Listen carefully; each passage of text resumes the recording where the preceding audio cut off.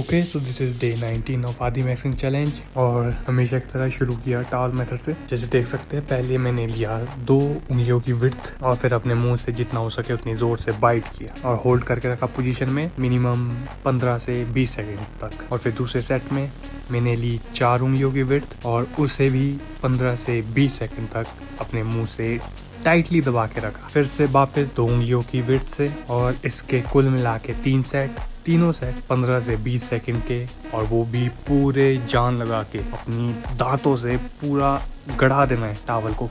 Hold करने के बाद अब बारी है थोड़ा बाइट करने की। पहले मैंने दोनों मोलर्स में टावल को फंसाया और अच्छे से च्यू करने लगा, चबाने लगा दोनों तरफ से, चबाते चबाते फिर 2 उंगलियों की विड्थ के साथ वापस से फ्रंट टीथ से चबाते हुए टावल मेथड खत्म।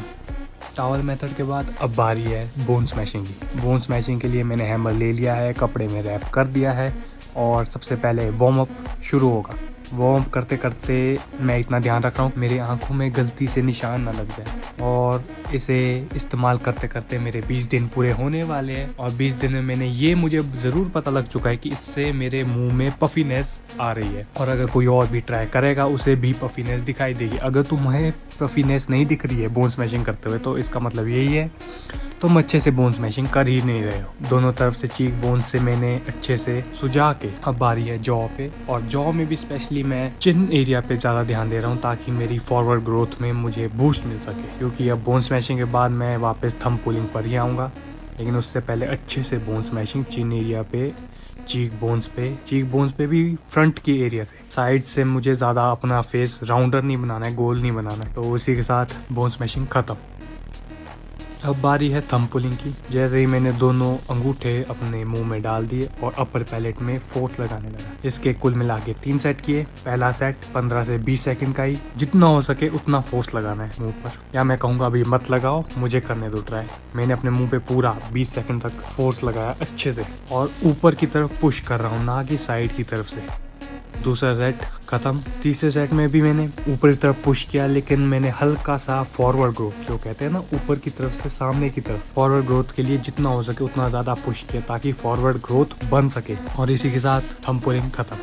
एग्जैक्टली थंब पुलिंग के बाद सीधा करने लगा मैं नेक कर्ल्स। और नेक कर्ल्स के लिए मैंने जो स्ट्रेटेजी अपनी यूज़ की है, जितना हो सके उतना होल्ड पोजीशन रखना है स्ट्रेचिंग पोजीशन में और कॉन्ट्रैक्टिंग पोजीशन में जितना हो सके उतना ज़्यादा होल्ड रखना है। और बीच की मूवमेंट में जितना हो सके उतना ज़्यादा माइंड मसल कनेक्शन बनाने की कोशिश कर रहा हूँ ताकि मेरे नेक के साथ मेरे मसल्स अच्छे से फ्लेक्स हो सके। इसके मैंने सिर्फ और सिर्फ 2 सेट किए और दोनों सेट में जितना हो सके उतना मैक्सिमम रेप्स मारने की कोशिश की। और इसी के साथ नेक कर्ल्स खत्म। नेक कर्ल्स के बाद अब बारी है थोड़ा स्क्रबिंग करने की। तो मैंने एक वॉलनट स्क्रब ले लिया है और अच्छे से अपने मुंह को स्क्रब किया है जहाँ पे मेरे सबसे ज़्यादा ऑयली स्किन है, जैसे मेरा फोरहेड, उस पर अच्छे से हल्का हल्का पानी के साथ, ताकि सूखा ना हो जाए स्क्रब, अच्छे से एक्सफोलिएट किया नाक के एरिया से, आईज, अंडर आइज, चीक्स पे और मेन तौर पे चिन एरिया पे। अच्छे से एक्सफोलिएट करने के बाद हल्का हल्का पानी गिराकर जितना हो सके उतना ज़्यादा साफ कर रहा हूँ और उसके बाद ठंडे पानी से मुंह धोकर सब कुछ फिनिश। अच्छे से मुंह को धोने के बाद अब बारी है थोड़ा मॉइस्चराइज कराने की। तो अब थोड़ा लिम्फेटिक ड्रेनेज के साथ साथ मैं थोड़ा अपने मुंह को ज़्यादा मॉइस्चराइज करना चाहता हूँ। तो इसके लिए एक लोशन को अपने हाथों में अच्छे से एकदम भारी मात्रा में हाथों में लेकर अपने मुंह में अपने हैंड्स को, अपने फिंगर्स को अच्छे से रब कर रहा हूँ और जितना हो सके उतना ज़्यादा पफीनेस कम करा रहा हूँ अपने मुंह का, जो बोन स्मैशिंग से बन चुकी थी। जितना ज़्यादा अच्छे से मुंह में हाथ फिसलेगा उतना ज़्यादा बढ़िया ही स्किन क्वालिटी बनेगी। और जितना कम मॉइस्चराइजर यूज़ करोगे उतना ही ज़्यादा मुंह में रिंकल्स आने के चांसेस बढ़ जाएंगे। तो मैं इसे अच्छे से मुंह में अप्लाई कर रहा हूँ, अच्छे से पूरा फेशियल मसाज करके फोरहेड से लेकर जॉ एरिया तक अच्छे से एकदम मसाज करने के बाद मॉइस्चराइजेशन, या फिर कह सकते हो मॉइस्चराइज करना खत्म।